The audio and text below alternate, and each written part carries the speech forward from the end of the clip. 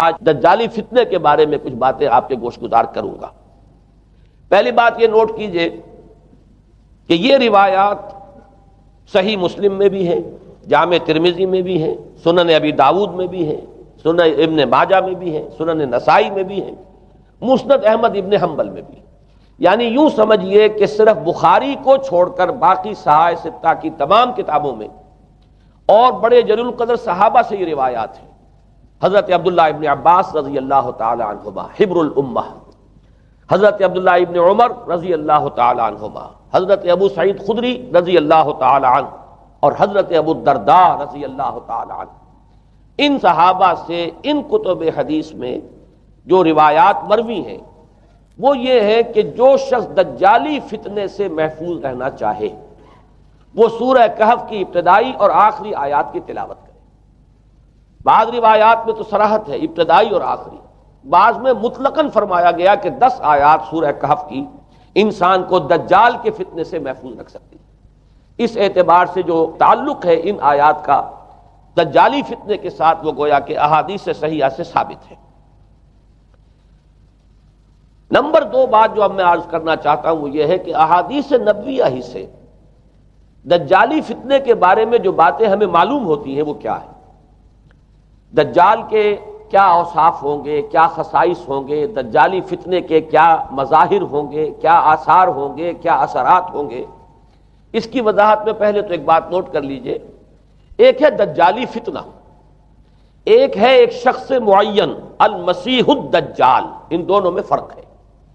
معلوم ایسا ہوتا ہے کہ ایک تو شخص ہوگا جس کا ظہور ہوگا، وہ شخص معین ہوگا، اور اگر احادیث کا تتبع کیا جائے تو معلوم ہوتا ہے کہ وہ یہود کا کوئی بہت بڑا لیڈر ہوگا، اور آخری زمانے میں قریب قیامت کا جو زمانہ ہے، قرب قیامت کا، اس میں جو بڑی عظیم جنگیں ہونے والی ہیں، ان میں جب یہودیوں اور مسلمانوں کا مقابلہ ہوگا اور بہت کریٹیکل سٹیج پر وہ مقابلہ پہنچا ہوا ہوگا، اس وقت حضرت مسیح علیہ السلام کا نزول ہوگا اور وہ دجال اکبر کو یا المسیح الدجال جسے کہا گیا ہے اس کو وہ قتل کریں گے۔ تو المسیح الدجال یہ تو ایک شخص معین ہے، البتہ دجالی فتنہ صرف ایک شخص معین کے ساتھ نہیں متعلق، بلکہ اس کے لیے جو احادیث آئی ہیں ان کا جب ہم تتبع کرتے ہیں، ان سب کو جب جمع کرتے ہیں تو معلوم ہوتا ہے کہ وہ ایک خاص کیفیت ہے، ایک خاص دور میں کچھ ایسی کیفیات پیدا ہو جائیں گی کہ جن کو دجالی فتنے سے تعبیر کیا گیا ہے۔ وہ کیفیات کیا ہیں، میں کچھ احادیث کے حوالے سے وہ میں نوٹ کر کے لایا ہوں، آج آپ کے سامنے رکھ رہا ہوں۔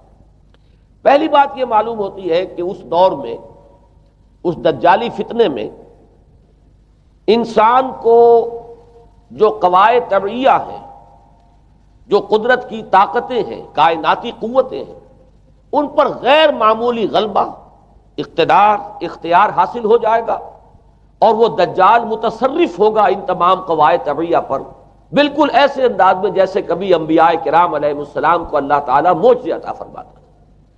وہ معجزے کہ جو اللہ تعالیٰ کے فضل و کرم سے اللہ کے رسولوں کو عطا ہوئے ہیں، گویا کہ وہ سب کی سب کیفیات ہیں کہ جو دجال کے بارے میں قرآن مجید یا احادیث نبویہ میں وارد ہوئی۔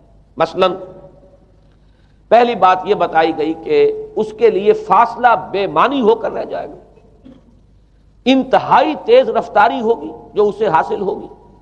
چنانچہ الفاظ یہ ہے کالغیث استدبرت الريح، وہ ایک ایسے طوفان کے مانند جو ہے وہ سیلاب آئے گا کہ جیسے کوئی بہت زوردار آندھی جو ہے اس کے ساتھ طوفان آیا کرتا ہے۔ آپ سائیکلون کا تصور کیجئے کہ جس طریقے سے وہ ایک انتہائی تیز رفتار ہوا جو ہے وہ طوفان کو لے کر آتی ہے، اس طور سے وہ فتنہ پھیلے گا۔ ایک اور حدیث میں الفاظ ہے فلا تدع قریۃ الا حبطتها فی 40 لیلہ، یہ مسلم شریف کی روایت ہے حضرت نواس ابن سمعان رضی اللہ تعالی عنہ سے۔ کوئی قریہ تک نہیں چھوڑے گا دنیا کی کوئی آبادی چھوٹی سے چھوٹی جس میں وہ نہیں پہنچ جائے گا 40 دن کے اندر اندر۔ یہ اس کی تیز رفتاری کا عالم ہوگا، گویا کہ میں تعبیر کر رہا ہوں اسے ان الفاظ سے کہ فاصلہ بے معنی ہو کر رہ جائے گا۔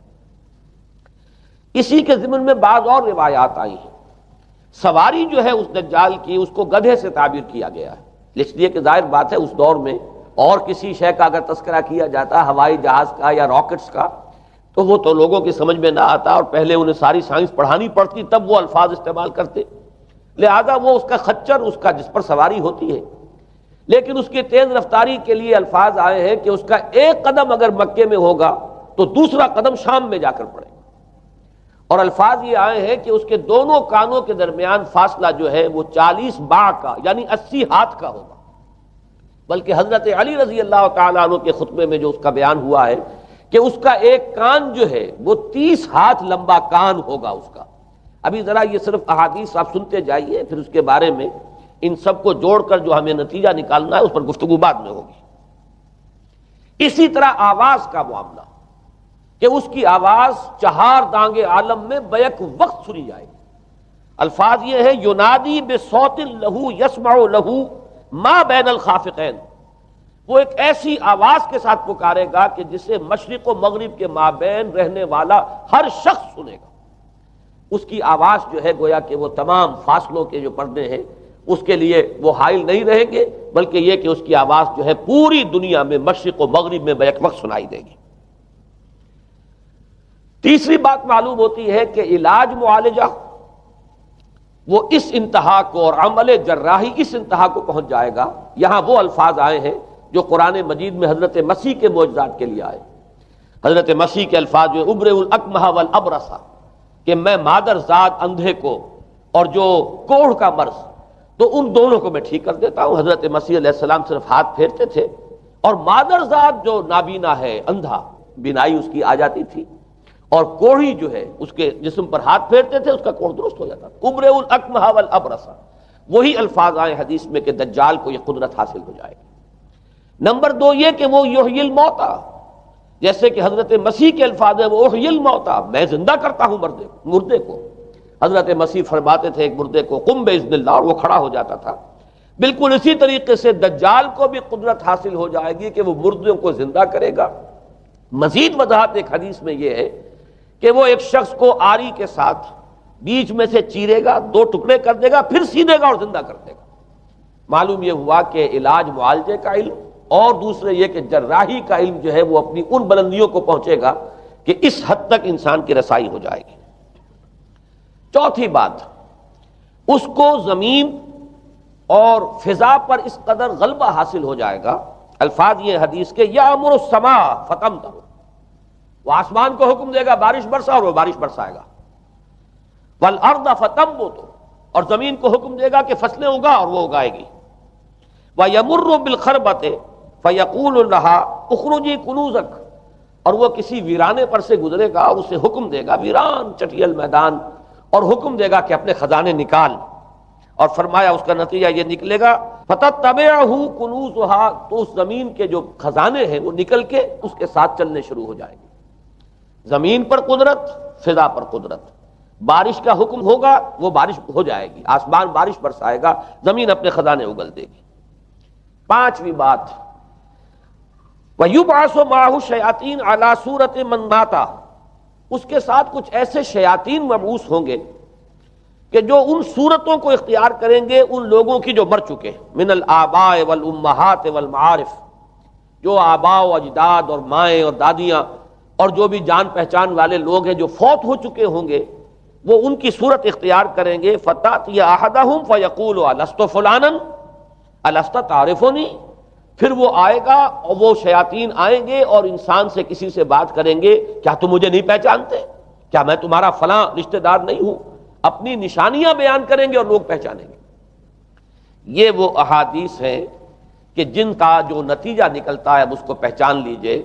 وہ نتیجہ یہ ہے کہ حضور صلی اللہ علیہ وسلم نے دجالی فتنے کے جو اوصاف بیان کیے یا جو علامات بیان کی، ان کا حاصل یہ ہے کہ سائنس اور ٹیکنالوجی کی وہ بلندیاں انسان کو حاصل ہو جائیں گی کہ جو چیزیں کبھی رسولوں کے معجزوں سے ظہور پذیر ہوتی تھیں وہ قوانین طبیعہ پر تصرف کے باعث خود انسان کرنے لگے گا۔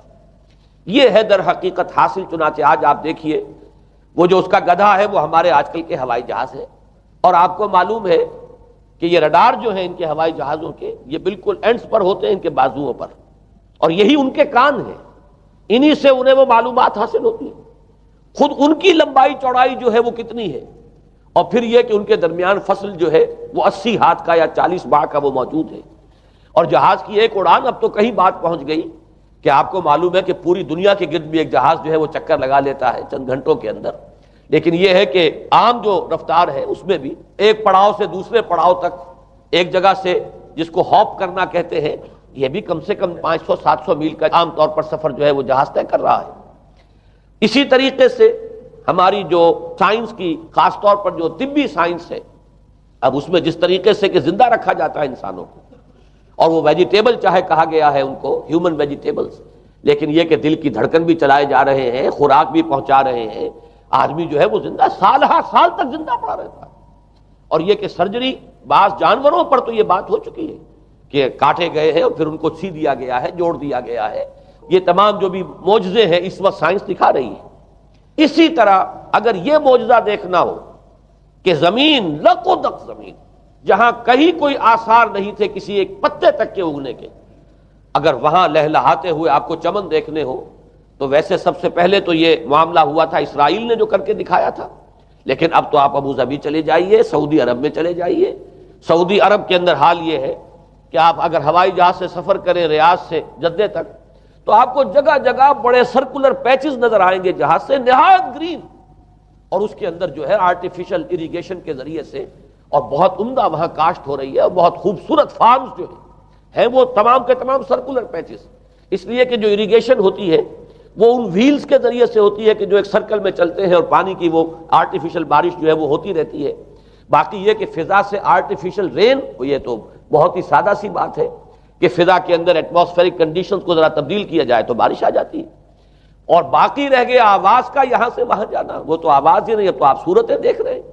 آپ کو نیو یارک میں بیٹھا ہوا خطاب کرے، آپ پوری دنیا کے اندر جہاں چاہیں، وہ آل ورلڈ اینٹینا آپ کے پاس صرف ہونا چاہیے، باقی یہ کہ آپ دنیا کے کسی بھی گوشے میں بیٹھے ہوئے کسی شخص کا خطاب جو وہ سن سکتے ہیں۔ تو معلوم یہ ہوا کہ در حقیقت یہ جو دجالی فتنہ ہے، یہ جس کے اوصاف جو بیان کیے گئے، ابھی میں اس کو لفظ فتنہ سے تعبیر نہیں کر رہا، اسے جس چیز نے فتنہ بنایا وہ ابھی میں آپ سے عرض کروں گا، لیکن یہ جتنے اوصاف حدیث میں آئے، جتنی صفات بیان ہوئی ہیں، جو کوائف وہاں سامنے آ رہے ہیں، ان سب کا حاصل تو ایک لفظ میں یہ ہے کہ سائنٹیفک ڈیولپمنٹ اور ٹیکنالوجیکل ڈیولپمنٹ وہ اس درجے کی ہو جائے گی کہ قواعد طبیعہ پر، فورسز آف دی نیچر پر انسان کو تصرف اور تسلط حاصل ہو جائے گا، اور وہ انہیں استعمال کرے گا، اور اس طریقے سے اس کے اندر وہ ساری کی ساری کیفیات جیسے کہ آج ہم دیکھ رہے ہیں اپنی نگاہوں کے سامنے وہ پیدا ہو جائیں گی۔ اب سوال یہ ہے کہ اس شے کو فتنہ کس چیز نے بنایا، یہ بات سمجھ لیجیے۔ جہاں تک سائنسی ترقی کا تعلق ہے، تکنیکی ترقی کا تعلق ہے، یہ چیزیں فی الاصل فتنہ نہیں ہے، یہ تو وہ علم آدم الاسماء کلھا کا ظہور ہے۔ اللہ تعالیٰ نے ازل میں حضرت آدم علیہ السلام کو جو صلاحیت عطا فرما دی تھی، یہ ایکسفولیشن ہے اس کا ظہور ہے۔ جیسے کہ آم کی گٹھلی میں آم کا درخت ہے، لیکن ظاہر بات ہے کہ اس کو درخت بننے میں وقت لگتا ہے، پہلے وہ 2 پتے نکلتے ہیں، پھر وہ بڑھتا ہے معاملہ، کئی سال میں جا کر وہ درخت جو ہے وہ جوان ہوگا اور وہ پھل دے گا۔ اسی طریقے سے یوں سمجھیے کہ بالقوہ وہ علم حضرت آدم علیہ السلام کو دے دیا گیا تھا، یعنی وہ صلاحیتیں ودیت کر دی گئیں، وہ فیکلٹیز، سمع اور بصر اور فؤاد، دیکھو سنو نتیجہ نکالو اور آگے بڑھو۔ آپ نے چیز دیکھی، ایک سنی، نتیجہ نکالا، اس کو نوٹ کیا، آگے بڑھے، پھر کوئی چیز دیکھی، پھر کوئی سنی، اپنے سابق جو نتیجہ آپ نے نکال کر محفوظ کیا تھا اپنی میموری میں، اس کے ساتھ اس کو ٹیلی کیا، کوئی اور نتیجہ نکل آیا اور آگے بڑھے۔ تو یہ تو سٹیپ بائی سٹیپ، قدم با قدم انسانی علم آگے بڑھ رہا ہے۔ یہ ہرگز فتنہ نہ ہوتا، میرے الفاظ پر توجہ کیجئے، اگر اس کے ساتھ متوازن طور پر ایمان اور روحانیت کا ارتقا بھی ہوتا رہتا، اگر اس کے ساتھ اللہ کی معرفت، اللہ کی محبت، آخرت کا ایمان، منزل انسان کی جو ہے وہ آخرت ہے، دنیا نہیں ہے، اگر یہ چیزیں ساتھ کے ساتھ ہوتی تو یہ ہرگز فتنہ نہیں۔ فتنہ در حقیقت اسے جس نے بنایا ہے وہ یہ ہے کہ کچھ ایسے اسباب ہوئے ہیں، اور وہ اسباب آج مجھے بیان کرنے کہ در حقیقت موجودہ عیسائیت اس کا سب سے بڑا سبب ہے۔ اس کے نتیجے میں ایک بہت بڑا گیپ ہے، اپالنگ گیپ ہے، بڑا مہیب خلا ہے، بڑی وسیع خلیج ہے جو حائل ہو چکی ہے کہ ایمان اور روحانیت ختم ہوتے چلے گئے، اور یہ ٹیکنیکل اور سائنٹیفک ڈیولپمنٹ بڑھتی چلی گئی۔ ان دونوں کے درمیان جو مہیب خلا پیدا ہوا ہے اس نے اسے فتنہ بنا دیا ہے، اور عظیم ترین فتنہ بنا دیا ہے۔ ورنہ اگر اس کے ساتھ ہی اللہ پر ایمان، آخرت پر ایمان، اور انسان کے اندر ایمانی کیفیات، اس کی روحانی کیفیات اگر یہ بھی برقرار رہتی، بلکہ اس کے ساتھ متوازن طور پر ان کو ترقی کرنا چاہیے تھی، تو یہ ہرگز فتنہ نہیں ہے۔ تو پہلی بات یہ سمجھ لیجئے کہ اگرچہ دجالی فتنے کے جو صفات، اس کے اوصاف، اس کی علامات، اس کے مظاہر جو بھی حدیث کے ذریعے سے ہمیں معلوم ہے، جس کا میں نے ابھی آپ کے سامنے تذکرہ کیا، وہ سب در حقیقت تعبیر ہے اس دور کا جو محاورہ ہے، اس دور کی جو زبان ہے، اس دور میں جن الفاظ سے گفتگو کی جا سکتی تھی، اس دور کے ایڈیم میں آج کی جو سائنٹیفک اور ٹیکنالوجیکل ترقی ہے، گویا کہ اس کی تعبیر کی گئی ہے کہ وہ دجالی فتنہ ہوگا۔ لیکن اس شے کو فتنہ بنانے والی شے در حقیقت یہ ہے کہ ایک بہت بڑی خلیج حائل ہو چکی ہے ایمان اور روحانیت، اور دوسری طرف سائنٹیفک اور ٹیکنالوجیکل ڈیولپمنٹ میں ان دونوں کے درمیان اتنا بعد اور فصل پیدا ہو گیا ہے کہ جس کی وجہ سے اس نے فتنے کی شکل اختیار کی۔ اس کا سبب کیا ہے، آج ہمیں اس پر غور کرنا ہے۔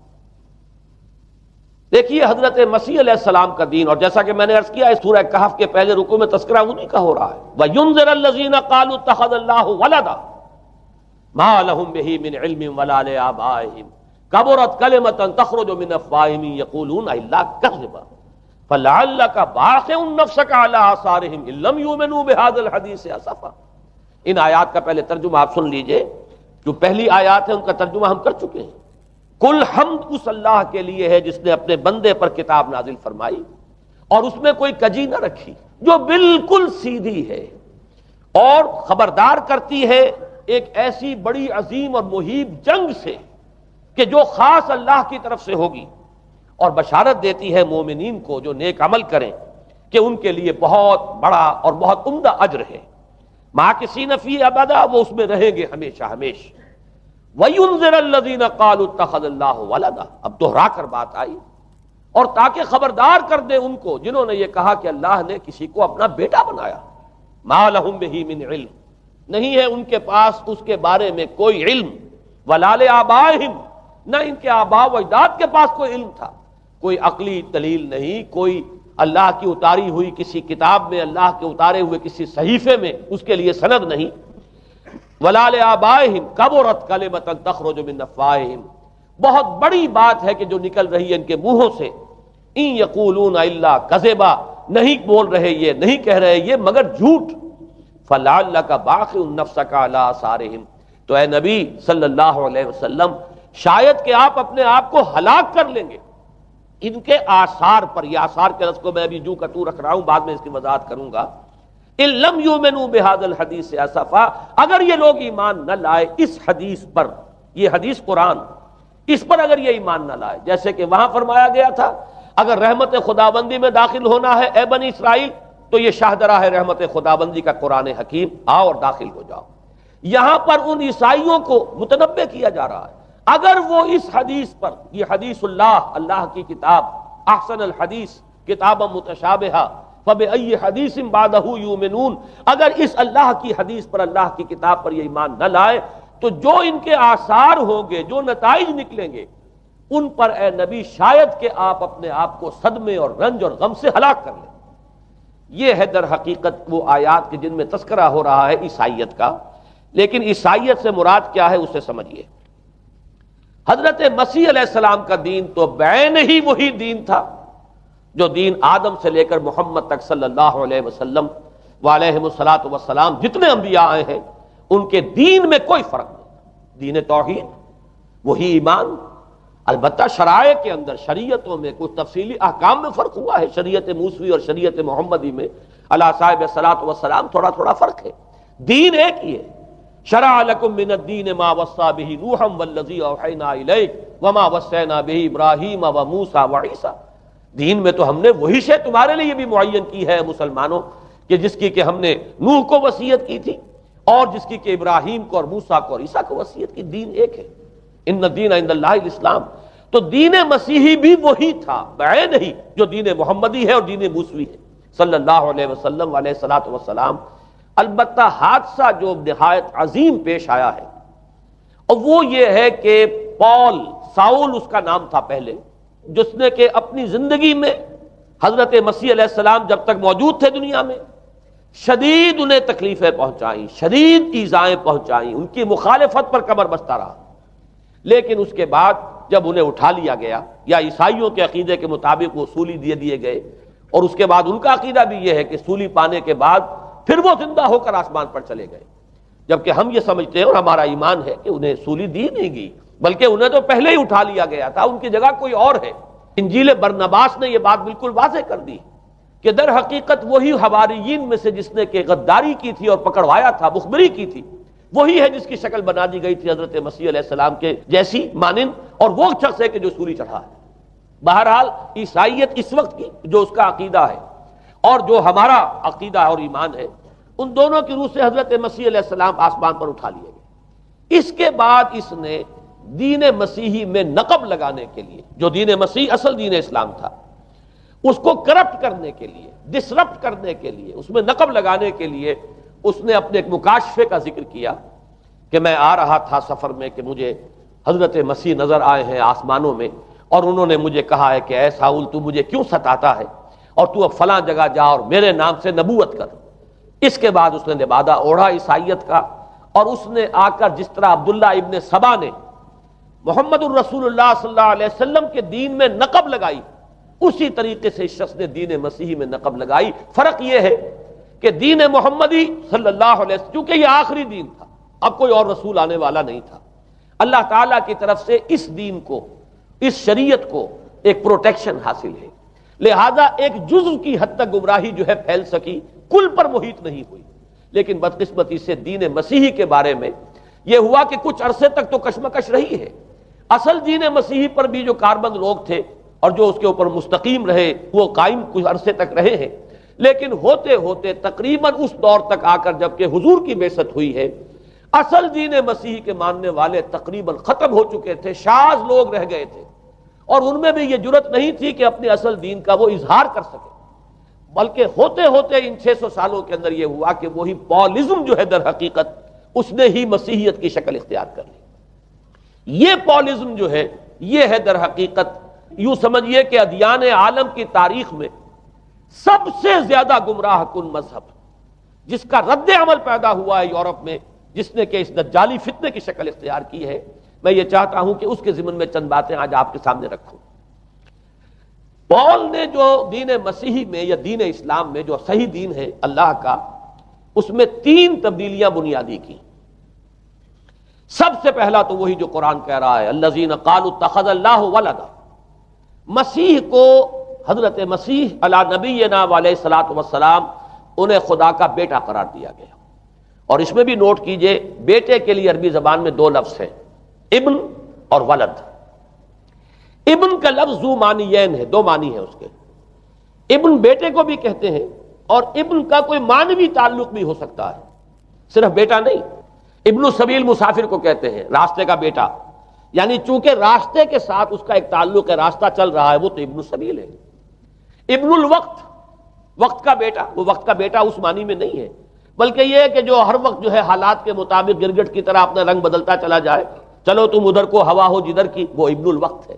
تو ابن الوقت اسی طریقے سے جو میں نے دوسری مثال دی ہے، ان کو اگر آپ سامنے رکھیں گے تو معلوم یہ ہوا کہ ابن کے تو دونوں معنی ہو سکتے ہیں، لیکن ولد یہ بالکل مخصوص ہے اولاد کے معنی میں۔ ولد یہ تو گویا کہ صلبی اولاد، اور عیسائیت وہ ہے مذہب کہ جس نے کہ بدترین شرک کی صورت اختیار کی ہے، اور ان کے ہاں عقیدے میں یہ الفاظ ہیں کہ مسیح اللہ کا، خدا کا صلبی بیٹا ہے، تاکہ کوئی شک نہ رہ جائے کہ کوئی اور نسبت ہے جسے ابن سے تعبیر کیا گیا، کوئی اور تعلق ہے جس کے لیے یہ لفظ اختیار کیا گیا، صلبی کا لفظ استعمال کیا گیا ہے کہ یہ خدا کا صلبی بیٹا ہے۔ اور یوں سمجھیے اب اس کا جو نتیجہ نکلا کہ بیٹا اگر کسی کا ہے تو ظاہر بات ہے کہ وہ ہم جنس ہے، ہم نوع ہے اپنے باپ کا۔ انسان کا بیٹا انسان ہوگا، سید زادہ جو ہے سید کا بیٹا سید ہوگا، مغل کا بیٹا مغل ہوگا، گھوڑے کا بیٹا گھوڑا ہوگا، گدھے کا بیٹا گدھا ہوگا۔ معلوم یہ ہوا کہ بعین ہی جو کچھ باپ ہوتا ہے وہی بیٹا ہوتا ہے۔ لہذا اس لفظ نے در حقیقت شرک کی بدترین صورت اختیار کی کہ بالکل اللہ کے برابر، اللہ کا ہم نوع، گویا کہ بدترین شرک جو ہے شرک فی الذات ہے، اور شرک فی الذات کی بدترین صورت یہ ہے کہ جو عیسائیت میں آئی ہے کہ حضرت مسیح علیہ السلام کو اللہ کا صلبی بیٹا قرار دیا گیا۔ اب اس کے نتیجے میں چونکہ ظاہر بات ہے کہ آخر بائبل بھی موجود تھی، اس بائبل کو ایک دم کیسے ختم کر دیتا سینٹ پال کہیں یا بہرحال میں تو لفظ سینٹ اس کے ساتھ استعمال نہیں کرنا چاہتا، لیکن چونکہ ہمیں یہ ہدایت ہے قرآن مجید کی بھی کہ جو باطل معبود بنا لیے جاتے ہیں انہیں بھی ہم کوئی ان کے لیے توہین والے الفاظ استعمال نہ کریں، لہذا میں یہ لفظ استعمال کر رہا ہوں، ورنہ جی تو چاہتا ہے کہ کوئی اور لفظ اس کے لیے استعمال کیا جائے، لیکن جو بھی اس وقت دنیا میں اس کا معروف نام ہے پال، سینٹ پال، تو اس نے چونکہ ظاہر بات ہے کہ پوری بائبل کو کیسے ختم کر دیتا، ایک دم تورات کو کیسے ختم کر دیتا؟ تورات تو آج تک چلی آ رہی ہے بائبل کے ساتھ ملی ہوئی، the old testament, the new testament, یہ دونوں مل کر بائبل بنتی ہے، لہذا اب گورکھ دھندا بنانا پڑا انہیں، وہ تسلیس والا گورکھ دھندا، 3 میں 1 1 میں 3، توحید بھی ہے تسلیس بھی ہے، 3 میں 1 1 میں 3، اور یہ وہ شے ہے کہ جس نے عقیدے کا تعلق عقل سے منقطع کر دیا، اس سے سمجھ میں آنے والی بات ہے، 3 میں 1 1 میں 3 ایک گورکھ دھندا ہے۔ نتیجہ انہوں نے یہ نکالا کہ ڈوگما در حقیقت اس کا عقل سے کوئی تعلق نہیں، ڈوگما بس عقیدہ ہے، اور اس عقیدے ہی کے اوپر سارے دین کی بنیاد ہے، باقی وہ عقل میں آئے نہ آئے، عقل کے لیے قابل قبول ہو یا نہ ہو، یہ بات اچھی طرح سمجھ لیجئے کہ اگرچہ ہمارے ہاں بھی ہم بھی یہ بات کہتے ہیں کہ بہت سے حقائق جو ہے کائنات کے وہ ایسے ہیں کہ جن تک عقل کی رسائی نہیں ہے اس کے لیے ہم مجبور ہیں، محتاج ہیں وحی کی ہدایت کے، لیکن 2 چیزوں میں فرق کیجئے، ایک ہے عقل سے ماورا ہونا اور ایک ہے عقل کے خلاف ہونا، ان دونوں چیزوں میں زمین و آسمان کا فرق ہے۔ ایک وہ حقائق ہے کہ جو عقل از خود ان تک رسائی حاصل نہیں کر سکتی، لیکن جب وہ سامنے آتے ہیں تو عقل تسلیم کرتی ہے کہ ہاں یہ بات سمجھ میں آتی ہے۔ ایک وہ چیزیں ہیں کہ جن کو عقل تسلیم نہیں کرتی، تو ایک ہے مخالف عقل، ایک ہے ورائے عقل، ان دونوں میں زمین و آسمان کا فرق ہے۔ ہمارے دین میں تو عقل کو اپیل کیا گیا ہے، لعلکم تعقلون، لعلہم یعقلون، اولو الالباب الذین یعقلون۔ اب ظاہر بات ہے کہ عقل کو ہاتھو برہانکم ان کنتم صادقین، لاؤ دلیل اپنی، تو دلیل سے عقل سے اپیل کی گئی، اور اس میں وہ رشتہ جو میں نے کئی مرتبہ بیان کیا علامہ اقبال کے اشعار کے حوالے سے کہ عقل گو آستاں سے دور نہیں، اس کی قسمت میں پر حضور نہیں، اور گزر جا عقل سے آگے کہ یہ نور چراغ راہ ہے، منزل نہیں ہے، منزل تک تو عقل نہیں پہنچائے گی لیکن راستہ تو دکھاتی ہے، اور جب کہ وحی کی روشنی سامنے آتی ہے تو عقل اس کی تصدیق کرتی ہے۔ یہ ہے ہمارا موقف اور یہ ہے عقلی معقول موقف۔ لیکن عیسائیت نے، بلکہ کہنا چاہیے پالزم نے، مجھے یہاں پر لفظ عیسائیت اب استعمال کرنا نہیں چاہیے اس لیے کہ حضرت عیسیٰ سے اب اس کی نسبت نہیں رہی، حضرت عیسیٰ سے اس کی نسبت جو ہے یہ مس نومر ہے، یہ غلط نام ہے۔ دی 100 کا مصنف جو ہے ڈاکٹر مائیکل ہارٹ، اس نے یہ بہت بڑی بات کہی، اس نے کہا در حقیقت موجودہ جو عیسائیت ہے اسے پالزم کہنا چاہیے، یہ پالزم ہے، کرسچینٹی نہیں، اس لیے کہ در حقیقت حضرت مسیح علیہ السلام کی تعلیم جب تک وہ دنیا میں تھے وہ یہ نہیں تھی کہ جو پال نے دی، البتہ اس نے پال کو بہت بڑا شخص مانا، اس میں کوئی شک نہیں، اس لیے کہ اس نے تاریخ کے ایک دھارے کا جو ہے وہ رخ موڑ دیا ہے، اللہ تعالیٰ کے صحیح دین کو گویا کہ قلع قمع کر کے ایک نیا دین اس طریقے سے پھیلایا ہے کہ آج بھی شاید دنیا میں کثیر ترین تعداد عیسائیت ہی کے نام لیواؤں کی ہے، واللہ عالم، یا شاید گوتم بدھ کے ماننے والوں کی ہے، بہرحال یہ کہ بہت بڑی تعداد میں آج حضرت مسیح علیہ السلام کی طرف جو منسوب ہے غلط طور پر دین، اس کے نام لیوا دنیا میں ہے۔ اس اعتبار سے وہ یقیناً اس کا تو حق رکھتا ہے کہ اس کا نام بھی اس کتاب میں آئے کہ جس نے تاریخ کے اوپر اثرات اپنے پیدا کیے، اور حضرت مسیح علیہ السلام جب تک دنیا میں تھے عیسائیت کی حقیقت بنی اسرائیل یا یہودیت کے ایک فرقے سے زیادہ نہیں تھی، ڈیٹیچ نہیں ہوا تھا یہ دین حضرت موسیٰ علیہ السلام کے دین سے، لیکن یہ کہ پال نے اسے بالکل ایک مستقل بذات ایک جدا گانا دین کی شکل دے دی ہے، تو یہ پالزم ہے۔ پالزم نے در حقیقت سب سے پہلا کام یہ کیا کہ عقل سے بالکل تعلق منقطع کر دیا، عقیدہ ڈوگما جو ہے وہ خلاف عقل، جو بات عقل میں آئے نہ آئے بس ماننی۔ تو پہلی تو یوں سمجھیے کہ نقب جو لگی ہے دین کے اندر وہ اس تسلیس کے حوالے سے، اور تسلیس کا گورکھ دھندا خلاف عقل، لہذا ڈوگما کی جو کا لفظ جو استعمال ہوا ہے کہ بس اس کو تو ہم مانیں گے چاہے وہ عقل کے لیے قابل قبول ہو چاہے نہ ہو۔ دوسرا اس سے بھی زیادہ آپ دیکھیے ایک سے ایک بڑھ کر اینٹ رکھی جا رہی ہے، خشت اول چون حد میں مار کج تاثریہ میر ود دیوار کج۔ دوسرا کفارے کا عقیدہ جو مبنی ہے صلیب کے عقیدے پر، مسیح نے انتہائی ذلت کی موت، یعنی صلیب کی موت جو ہے وہ خود کہتے ہیں کہ انتہائی ذلت کی موت ہے. یہ ذلت کی موت کا پیالہ اس لیے پیا تاکہ اس کے ماننے والوں کی طرف سے کفارہ ادا ہو جائے. مسیح کفارہ ادا کر چکا ہے. اب جو شخص بھی مسیح کو مان لے گا اس کی گویا کہ نجات ہو گئی.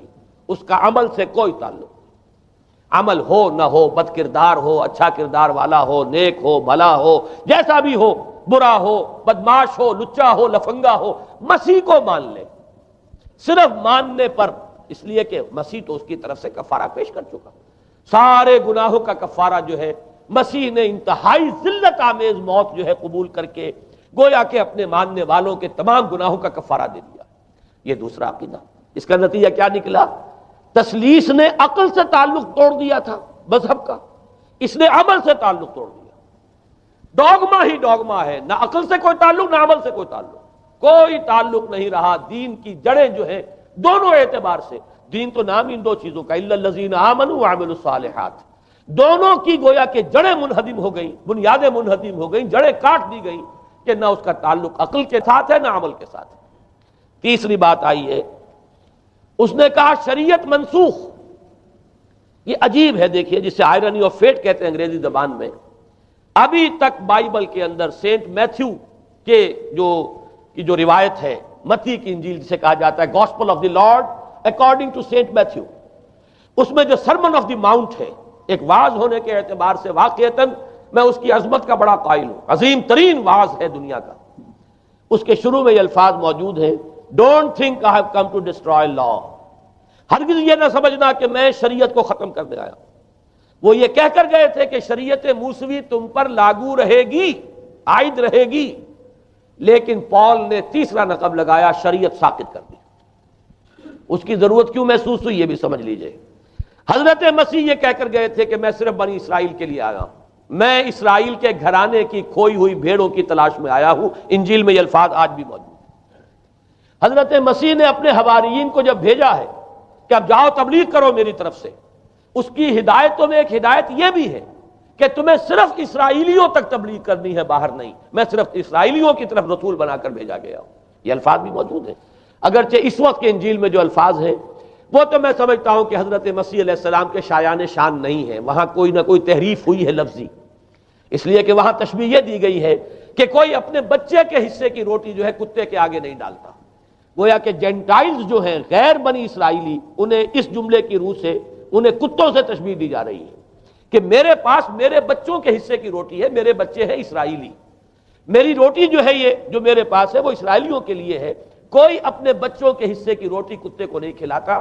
یہ جملہ تو میں سمجھتا ہوں حضرت مسیح کا نہیں ہو سکتا، لیکن یہ ہدایت کہ تمہیں تبلیغ صرف اسرائیلیوں میں کرنی ہے، یہ قرآن مجید کی روح سے ثابت ہے. اس لیے کہ قرآن بھی یہ کہتا ہے کہ رسولاً الی بنی اسرائیل، حضرت مسیح علیہ السلام رسول بنا کر بھیجے گئے تھے بنی اسرائیل کی طرف. اس لیے کہ وہ یوں سمجھیے کہ جسے ہمارے ہاں عام اصطلاحات میں علماء کہا کرتے ہیں تاج و تخت ختم نبوت، وہ تاج و تخت ختم نبوت تو ابھی منتظر تھا محمد الرسول اللہ صلی اللہ علیہ وسلم کی آمد کا، کہ وہی آئیں گے تو انہی کی بعثت ہوگی پوری نوع انسانی کی طرف. آپ سے پہلے کسی رسول کی بعثت پوری نوع انسانی کی طرف نہیں ہوئی بشمول حضرت مسیح علیہ السلام. ہر جو ہے رسول جو آیا ہے آپ سے پہلے اپنی اپنی قوموں کی طرف آیا ہے. لیکن اس پال نے کیا کیا؟ پہلے تو یہ اصول توڑا، ہم اس دین مسیحی کی یا جو پالزم ہے اس کی اب تبلیغ کریں گے غیر اسرائیلیوں میں بھی. وہاں انہیں دقت پیش آئی. شریعت موسوی بڑی بھاری شریعت ہے، اب وہ بھاری شریعت جو ہے اس کو قبول کرنا تو لوگوں کے لیے آسان نہیں ہے. انہوں نے یہ کیا کہ یہ شریعت تم پر ساقط، شریعت کا بوجھ تم پر نہیں، برڈن آف لا یہ تمہارے لیے نہیں ہے. اور میں یہاں مثال دے دینا چاہتا ہوں، بین ہی تاریخ نے اپنے آپ کو دہرایا ہے. عبداللہ ابن سبا نے جو فتنہ شروع کیا تھا ہمارے ہاں، ہماری تاریخ میں جو اس کے اثرات پھر پیدا ہوئے ہیں، ان میں سے ایک جو ہے وہ شکل وہ اسماعیلیت والی ہے کہ اسماعیلیت نے بھی بین ہی یہی شکل اختیار کی ہے. ہندوستان میں آ کر جب اسماعیلی داعیوں نے جب تبلیغ کی ہے تو شریعت ساقط کر دی. آج آپ کو جو اسماعیلی ملیں گے ان کے ہاں کوئی شریعت نہیں ہے، کوئی نماز نہیں، مسجد ان کی ہوتی نہیں، جماعت خانہ ہوتا ہے، وہ کلب گھر ہے، آتے ہیں جمع ہوتے ہیں، کھانا کھاتے ہیں، اللہ اللہ خیر صلی اللہ کو باتیں چیتیں کرتے ہیں. ان کے اوپر شریعت ہے ہی نہیں، نہ روزہ ہے نہ نماز ہے. اور بین ہی وہی جو اختیارات میں ابھی آپ کو بتاؤں گا کہ جو پوپ کے ہیں وہی ان کے امام حاضر کے اختیارات ہیں۔ بہرحال تیسری نقب جو میں نے عرض کیا آپ سے وہ یہ تھی کہ شریعت منسوخ، اس کا نتیجہ کیا نکلا؟ اب دیکھیے ذرا غور کیجئے، ایک بہت بڑا خلا پیدا ہو گیا، وہ خلا کون پر کرے گا؟ شریعت کے بارے میں سارے اختیارات اب پوپ کو حاصل تھے، وہ جس چیز کو چاہے حلال کر دے، جس چیز کو چاہے حرام کر دے، جس چیز کو چاہے قرار دے دے کہ یہ ممنوع ہے، جس چیز کی چاہے اجازت دے دے، اس لیے کہ اب شریعت تو رہی نہیں، خلا ہے، اس میں سوالات تو پیدا ہوں گے، یہ کام کیا جائے یا نہ کیا جائے، کون کرے گا؟ تو جب شریعت ختم ہوئی تو سارا اختیار پوپ کے ہاتھ میں آ گیا ہے۔ یہ میں بعد میں ذرا اور تفصیل سے بتاؤں گا کہ کیسے کیسے اختیارات پھر مذہبی طبقے کے ہاتھ میں آئے ہیں۔ اس کے نتیجے میں تاریخ انسانی میں ورسٹ فارم آف تھیوکریسی پیدا ہوئی۔ تھیوکریسی کسے کہتے ہیں؟ جو آج کی اصطلاح میں گالی ہے، تھیوکریسی۔ قائد اعظم کے جملے آپ نے کئی پڑھے ہوں گے، اسلام میں کوئی تھیوکریسی نہیں، مذہبی طبقے کی حکومت نہیں ہے اسلام میں، اور 100% درست ہے۔ تھیوکریسی کہتے ہیں ایک مذہبی حلقے کی، مذہبی طبقے کی حکومت، اس کے ہاتھ میں اختیارات آ جائے، اور قرآن مجید میں اسی وجہ سے ان کے اوپر الزام لگایا گیا اتخذوا احبارهم ورهبانهم اربابا من دون اللہ، انہوں نے اپنے علماء اور صوفیوں کو اللہ کے سوا اپنے معبود بنا لیا۔ حضرت عدی ابن حاتم رضی اللہ تعالیٰ عنہ جب ایمان لائے، یہ حاتم طائی جو مشہور ہے سخاوت میں، ان کے بیٹے ہیں، قبیلہ طے سے ان کا تعلق ہے، حاتم طائی تو طے سے ہے، ان کے بیٹے عدی ہیں، یہ عیسائی تھے۔ یہ جب ایمان لائے اور پھر انہوں نے قرآن پڑھا تو انہیں ایک اشکال ہوا کہ قرآن مجید میں تو ہم پر الزام لگایا گیا ہے کہ اتخذوا احبارهم ورهبانهم اربابا من دون اللہ، تو عرض کیا انہوں نے، ڈرتے ڈرتے عرض کیا ہوگا حضور کی خدمت میں کہ حضور یہ بات تو کچھ درست نہیں معلوم ہوتی، ہم نے تو کبھی اپنے علماء اور رہبان کو خدا نہیں سمجھا، وہ اس مغالطے میں تھے کہ جب تک سجدہ نہ کیا جائے شاید خدا نہیں مانا گیا۔ حضور نے پوچھا کیا ایسا نہیں ہے کہ جس چیز کو وہ حلال کہتے ہیں تم حلال مان لیتے ہو، جس چیز کو حرام کہتے ہیں حرام مان لیتے ہو؟ جی ہاں یہ تو ہے، یہی تو فرمایا اربابا من دون اللہ ہے۔ تحلیل و تحریم کا اختیار صرف اللہ کے ہاتھ میں، یا اللہ کے نمائندے کی حیثیت سے اس کے رسول کے پاس ہے جس کو وحی آتی ہے، اس کے بعد کسی کو اختیار نہیں ہے۔ اجتہاد کر سکتا ہے لیکن اجتہاد کے لیے دلیل دینی ہوگی، نص سے، کتاب اللہ سے کوئی دلیل لاؤ، سنت رسول اللہ سے کوئی دلیل لاؤ، استنباط کرو، عقل سے بات کرو، لیکن یہ ہے کہ تحلیل و تحریم یہ خدائی اختیار ہے، اللہ کے ہاتھ میں اس کا اختیار ہے، اور اللہ کے نمائندے کی حیثیت سے زیادہ یہ اللہ کے رسولوں کے ہاتھ میں اختیار آتا ہے، اس کے علاوہ کسی کے لیے نہیں۔ کسی اور کے لیے یہ مان لیا گیا تبھی تو ان کو خدا بنا لیا گیا۔ اسی معنی میں آج کی جمہوریت جو ہے وہ بدترین شرک ہے کہ یہاں یہ تسلیم کیا جاتا ہے کہ ساورنٹی جو ہے وہ عوام کی ہے، ساورنٹی آف دی پیپل۔ کیا معنی ہے؟ کہ عوام کے نمائندے جو چاہیں قانون بنا دیں، جس چیز کو چاہیں حلال ٹھہرائیں، جس چیز کو چاہیں حرام ٹھہرائیں، ان کے پاس حلت و حرمت کے جو پورے اختیارات ہیں ان کے پاس آ گئے۔ یہی تو خدائی مقام ہے، خدا کا مقام دے دیا گیا، اس سے بڑا شرک کیا ہوگا؟ در حقیقت حاکمیت غیر اللہ اس دور کا سب سے بڑا شرک ہے۔ تو وہاں یہ حق جو ہے دے دیا گیا علماء کے ایک طبقے کو، پوپ کو، تو گویا کہ تاریخ انسانی کی بدترین تھیوکریسی، بدترین مذہبی استبدادی حکومت قائم ہوئی ہے یورپ میں۔ اس کے حوالے سے میں کچھ تاریخی حوالے بھی اب آپ کے سامنے رکھ دوں۔ دیکھیے جب تک پال نے یہ کام شروع کیا ہے تو تقریباً 3 صدیوں تک تو یہ صرف ایک مذہبی تبلیغ کا کام ہوا ہے۔ انہوں نے کوششیں کی، محنتیں کی، پیغام پہنچایا، اور جیسا کہ میں عرض کر چکا ہوں اس وقت تک گڈمٹ تھے، پال کے ماننے والے بھی تھے اور حضرت مسیح کے جو اصل صحابہ تھے جو ان کے حواریین تھے ان کے ماننے والے بھی تھے، لہذا کشمکش ان کے اندر بھی چل رہی تھی۔ لیکن ظاہر بات ہے کہ حضرت مسیح کے اصل حواریین وہ تو اول تو یہ کہ اپنی گفتگو رکھ رہے تھے محدود بنی اسرائیل تک، نمبر 2 یہ کہ انہوں نے تو شریعت کو ساقط نہیں مانا۔ جنگل کی آگ کی طرح جو مسیحیت پھیلی ہے وہ پالزم والی مسیحیت ہے، اس لیے کہ اس میں تو کوئی شریعت کا کوئی بوجھ نہیں، کوئی حلال نہیں، کوئی حرام نہیں، کوئی نماز نہیں، کوئی روزہ نہیں، لہذا یہ تیزی کے ساتھ پھیلی اور 300 برس تک تو ایک کشمکش جو ہے جاری رہی۔ انہوں نے تبلیغیں کی، مصائب جھیلے، کشمکش اندر بھی چلی باہر بھی چلی۔ لیکن اس کے بعد قیصر روم کانسٹنٹائن، قسطنطین جسے کہتے ہیں، جس کا یہ قسطنطنیہ ہے، کانسٹنٹائن، اس نے یہ محسوس کیا بالکل اکبر کی طرح، جیسے اکبر نے محسوس کیا تھا کہ میری مملکت کے اندر یہ مذہبی تصادم جو ہے یہ سب سے بڑی یوں سمجھیے کہ انسٹیبلٹی کا سبب ہے، لہذا ان تمام مذہبوں کو ایک ہاون دستے میں ڈال کے کوٹ پیس کر ایک بناؤ. وہ جو دین اکبری یا دین الہی جو اس نے کیا تھا اس سیاسی مصلحت کی وجہ سے کہ یہ ہندو مسلم تصادم اور دوسرے مذاہب کا ٹکراؤ جو ہے وہ ہندوستان کو ایک سیاسی وحدت اور ایک اپنی سیاسی عظمت کی طرف پیش قدمی کرنے کا جو راستہ ہے اختیار کرنے سے روکتا ہے. لہذا یہ کام کیا جائے. یہی قسطنطین نے کیا. اس نے جب دیکھا بڑی کشمکش چل رہی ہے اس نے خود عیسائیت اختیار کر. عیسائیت کون سی اختیار کی؟ پالیزم والی. ظاہر بات ہے اس کے لیے بھی اصل عیسائیت اختیار کرنا جو ہے مشکل تھا. پالیزم والی. اور اس کے بعد یہ اب اسٹیٹ کی جو مشینری تھی، جو طاقت تھا، جو دباؤ تھا، اس کے حوالے سے اب یہ مسیحیت جو ہے پورے رومن امپائر کے اندر اب یہ بڑی تیزی کے ساتھ جس کو کہنا چاہیے اس کا ایک نظام قائم ہوا اور جو مذہبی طبقہ تھا اس کا اقتدار مستحکم ہو گیا.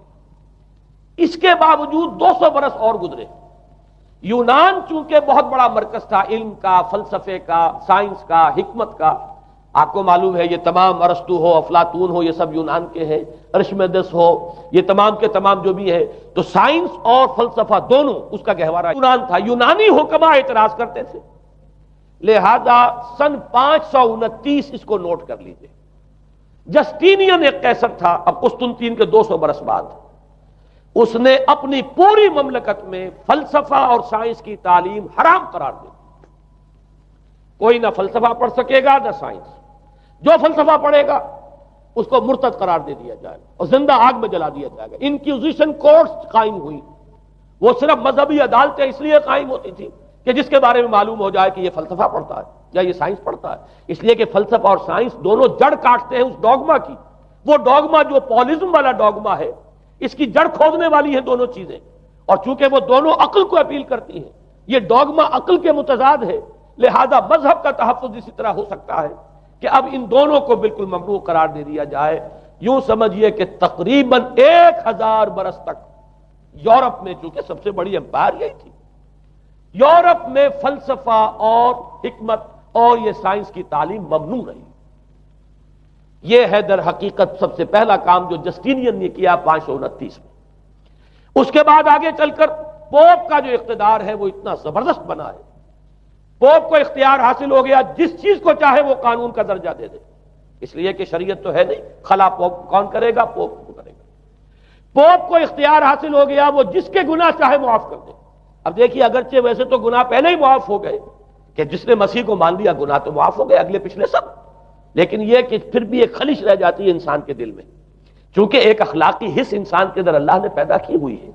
جب کوئی شخص کرتا ہے، کوئی بدکاری کرتا ہے، کوئی چوری کرتا ہے، ڈاکہ ڈالتا ہے، تو وہ جو ایک کانشنس ہے وہ جو پرک کرتا ہے اس کو بھی ختم کرنے کے لیے اگر پوپ یا کارڈینل یا اس کے کسی نمائندے کے سامنے جا کر اعتراف گناہ کر لو اور کچھ اس کی مٹھی گرم کرو، کچھ ہدیہ پیش کرو، تو توبہ نامہ، معافی نامہ تمہیں دے دیا جائے گا.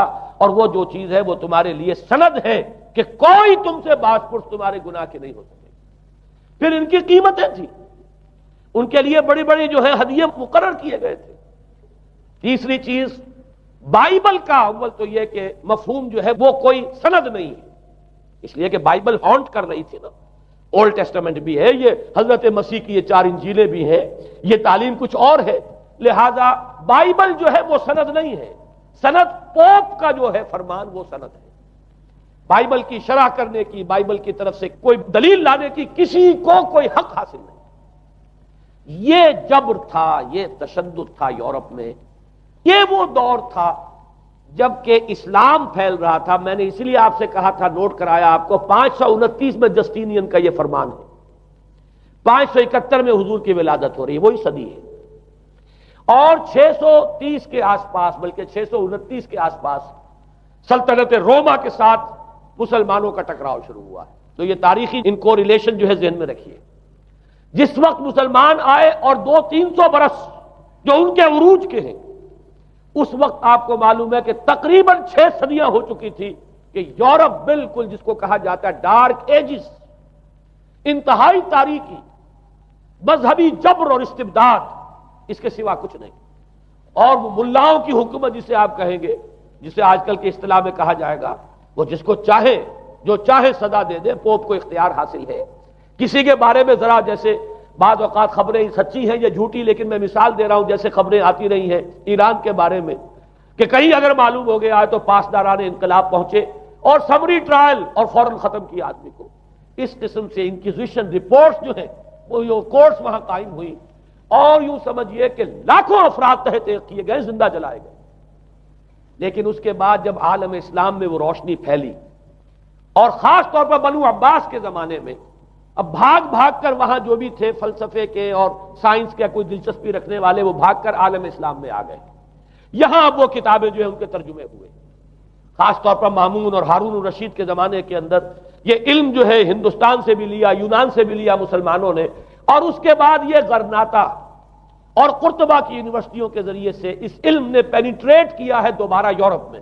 دیکھیے سرکل کیسے بنا ہے، یونان کا علم آیا ہے پہلے عالم اسلام میں، مڈل ایسٹ میں، اور پھر ادھر سے ہو کر چکر کھا کر اور اسپین کی یونیورسٹیوں کے ذریعے سے یورپ میں انٹروڈیوس ہوا ہے۔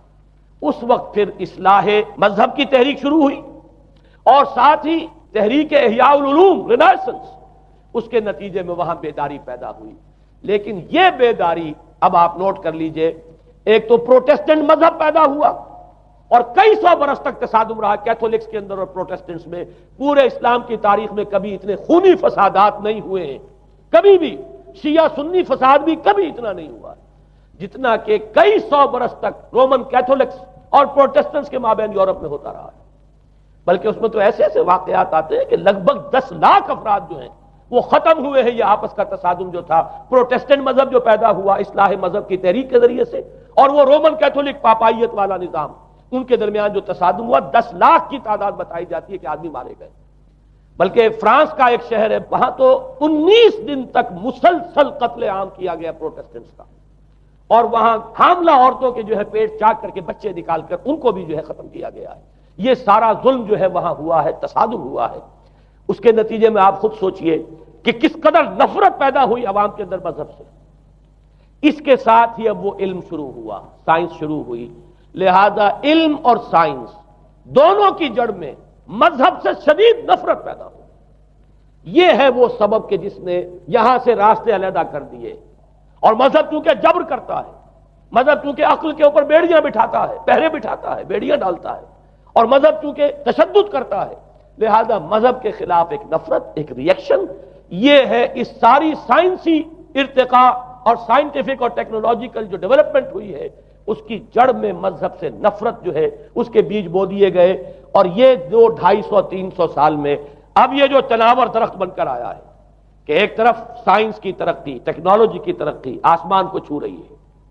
آج انسان چاند کے اوپر تو انسان کے قدم جو ہے پہنچ چکے ہیں، اور آپ کا ایک راکٹ جو ہے وہ پورے تمام سیارے جو ہیں ہمارے سولر سسٹم کے ہیں ان سب کا چکر لگا کر، اور وہ اس سے باہر چلا گیا ہے خلا کے اندر، کہاں گیا کچھ پتہ نہیں۔ لیکن یہ کہ تقریباً یوں سمجھیے کہ سن 77 کا چلا ہوا وہ، اور 12 برس تک اس نے سفر طے کیا ہے، اور کم سے کم سولر سسٹم کا جو ہے اس نے پورا جو ہے احاطہ کیا۔ اور جو میں نے آپ کو وہ احادیث سنائی، ان کے حوالے سے بات کیا سمجھ میں آئی کہ یہ سائنٹیفک، ساری کی ساری سائنٹیفک ڈیولپمنٹ، یہ ٹیکنالوجیکل ڈیولپمنٹ، لیکن چونکہ اس کے ساتھ مذہب کا انکار ہے، خدا پر ایمان نہیں ہے، آخرت کا یقین نہیں ہے، روح کا گویا کہ انکار، روحانیت تو بہت دور کی بات ہے، روح کا بھی انکار۔ نتیجہ یہ ہے کہ ان دونوں چیزوں کے مابین وہ گیپ، جسے میں نے کہا تھا ایپالنگ گیپ، ایک بہت بڑا گیپ ہے جو پیدا ہو چکا ہے۔ اب میں حدیث آپ کو سنا رہا ہوں، بخاری شریف میں جو روایت ہے، حضور نے فرمایا کہ دجال کے ماتھے پر لکھا ہوا ہوگا کافارا، کفر۔ الفاظ یہ ہے انہو مکتوب بین عینیہ کافارا، علیحدہ علیحدہ، یقرأہ کل مومن کاتب او غیر کاتب، وہ اس طرح نمایاں لکھا ہوا ہوگا کہ ہر شخص اسے پڑھ لے گا، چاہے وہ لکھنے والا ہو چاہے نہ ہو، لکھا پڑھا ہو چاہے نہ ہو۔ یعنی اس تہذیب کے پیشانی پر کفر لکھا ہوا، مذہب سے دشمنی، مذہب سے بغض، مذہب سے دوری، مذہب کی ہر چیز کی نفی۔ آج جو ایک ورلڈ سویلائزیشن ہے، ایک عالمی تہذیب ہے جس کا کہ غلبہ ہے ہمارے اس پورے گلوب پر، اس میں 3 چیزوں کے مقابلے میں 3 چیزوں کی اہمیت ہے۔ خدا کی اہمیت نہیں ہے، ہوگا، ہم انکار بھی نہیں کرتے، لیکن اب جانتے بھی نہیں کہ ہے کہ نہیں۔ ہاں، اہمیت کائنات کی ہے، غور کرو، کائنات کے قوانین کو سمجھو، ایکسپلائٹ کرو، قوت جو ہے نیچر کی قوت اس کو مسخر کرو، اس کو استعمال کرو، ہوگا خدا ہے یا نہیں ہے، چھوڑو اس بحث کو۔ اصل اہمیت جو ہے وہ کائنات کی، اسی طرح اصل اہمیت اس جسم کی ہے، مادے کی ہے۔ روح ہوگی کوئی شے ہمیں نہیں پتا، نہ ہم دیکھ سکتے ہیں، نہ ہم اسے چھو سکتے ہیں، نہ چکھ سکتے ہیں، ہوگی، لیکن یہ کہ اصل جو ہے اہمیت وہ مادے کی اور جسم کی، اس کی فکر کرو۔ اسی طریقے سے حیات دنیاوی، اصل سے حیات دنیاوی ہے، اس کو بناؤ، سنوارو، بہتر سے بہتر زندگی گزارو، ویلفیئر سٹیٹ ہو، بہت ہی عمدہ ماحول ہو اور ہر چیز کو، لیکن حیات اخروی ہوگی، اب تو آرام سے گزرتی ہے، آخرت کی خبر خدا جانے ہے یا نہیں ہے، اس سے ہمیں کوئی بحث نہیں ہے۔ تین چیزوں کے مقابلے میں تین چیزوں کی اہمیت، یا یوں کہیے کہ تین چیزوں کے مقابلے میں مقابل کی تین چیزوں کو بالکل غیر اہم، اس کی طرف کوئی توجہ ہی نہیں۔ توجہ کا ارتکاز کائنات پر ہے، ذات باری تعالیٰ پر نہیں۔ ذات و صفات باری تعالیٰ ایک صرف علمی موضوع ہے، اصل توجہ کی شے کائنات ہے۔ روح ہوگی کوئی شے، اصل شے جسم ہے اور مادہ ہے۔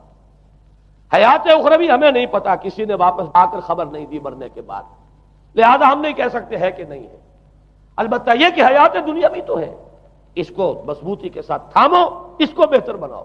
توجہ کا اصل ارتکاز حیات دنیاوی پر، یہ ہے وہ گلوبل سویلائزیشن جو در حقیقت یورپ سے ابھری، اور یورپ سے ابھری ہے، اس کی بنیاد میں مذہب کی دشمنی موجود تھی، جو رد عمل تھا در حقیقت اس پاپائیت کے نظام کا جو پولزم کے ذریعے سے دنیا میں قائم ہوا۔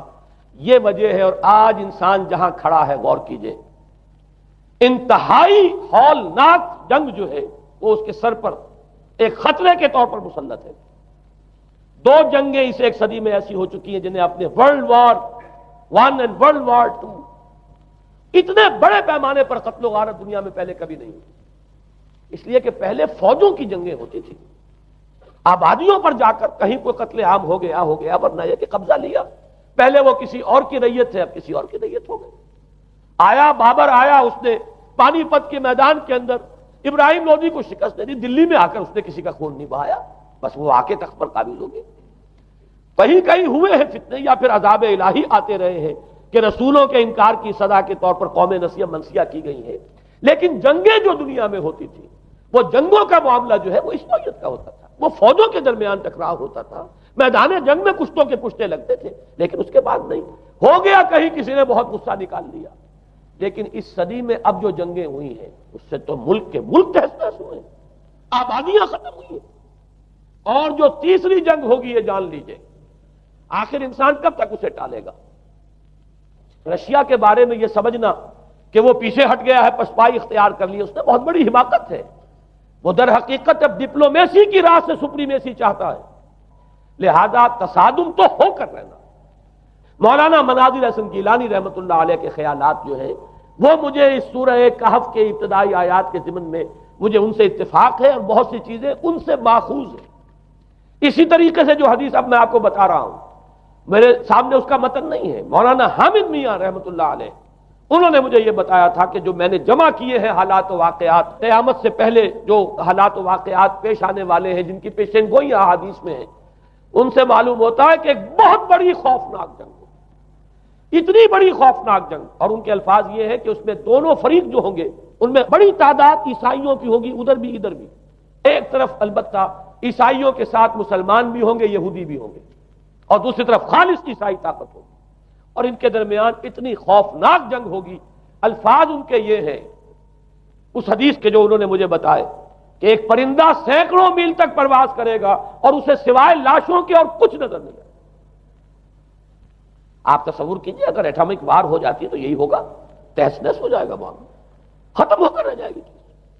اور یہ چیز جو ہے یہ بہرحال یہ جتنا کچھ پائل اپ کیا گیا ہے، یہ ڈسٹرکٹیو فورس سائنس کی یوں سمجھیے کہ معراج اب یہی ہے۔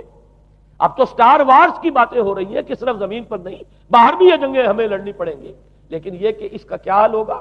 امریکہ میں ایک پکچر تیار کی گئی تھی، دی ڈے آفٹر غالباً اس کا نام ہے، اس میں ایک نقشہ دکھایا گیا ہے اس قدر ہولناک کہ یہ 100 اور اونچی منزلہ عمارتیں جو ہے یہ ایسے جیسے کہ کچے گھروندے ہوتے ہیں، ایسے وہ پگھل کر رہ جائیں گی، اور یوں سمجھیے کہ انسان جو ان کے اندر ہوں گے ایک ایک منزل کے اندر، ایک ایک ایسی 100 منزلہ عمارت کے اندر ہزاروں آدمی ہوتے ہیں، جیسے کہ کوئی ایسی کالونی ہو کوئی ان کی چیونٹیوں کی، اور اس پوری کالونی کو آپ اپنے پاؤں سے مسل دیں، ایسے انسانوں کا حال ہو اگر وہ جنگ ہو جاتی جس کا نقشہ کھینچا گیا ہے۔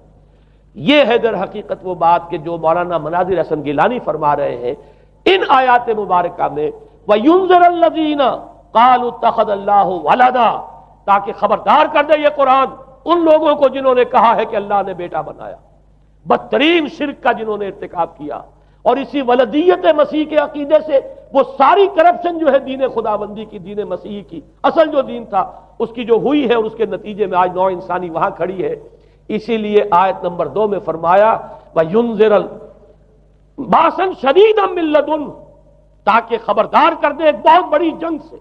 ہمارے اکثر مفسرین نے یہاں پہ ایک بہت بڑا عذاب کہہ کر جو ہے وہ گزر گئے، لیکن واحد یہ لفظ ہے قرآن مجید کا یہ مقام ہے جہاں لفظ باس آیا ہے، اور مولانا مناظر حسن گیلانی نے بحث کی باس تو جنگ کو کہتے ہیں، قرآن مجید میں جہاں بھی یہ لفظ آیا جنگ کو کہتے ہیں۔ تو ایک بہت بڑی ہولناک جنگ جس کے لیے فرمایا مِن لَّدُنْهُ، یہ تمہارے اپنے پیمانوں پر نہیں آئے گی، یہ تمہارے حساب کتاب میں نہیں آ سکتا جو ڈسٹرکشن ہوگی۔ جیسے کہ آپ علم لدنی کہتے ہیں، ایک علم وہ ہے جو جانے بوجھے طریقے سے حاصل کیا جاتا ہے، ایک علم لدنی ہے جو خاص اللہ تعالیٰ اپنے کسی بندے کو عطا فرما دے۔ اس جنگ کی جو ہلاکت خیزی ہے وہ تمہارے حساب کتاب میں آنے والی نہیں ہے۔ لِيُنذِرَ بَأْسًا شَدِيدًا مِّن لَّدُنْهُ وَيُبَشِّرَ الْمُؤْمِنِينَ الَّذِينَ يَعْمَلُونَ الصَّالِحَاتِ أَنَّ لَهُمْ أَجْرًا حَسَنًا مَّاكِثِينَ فِيهِ أَبَدًا۔ البتہ اللہ تعالیٰ بچائے گا اپنے اہل ایمان بندوں کو جو نیک عمل پر بھی قائم۔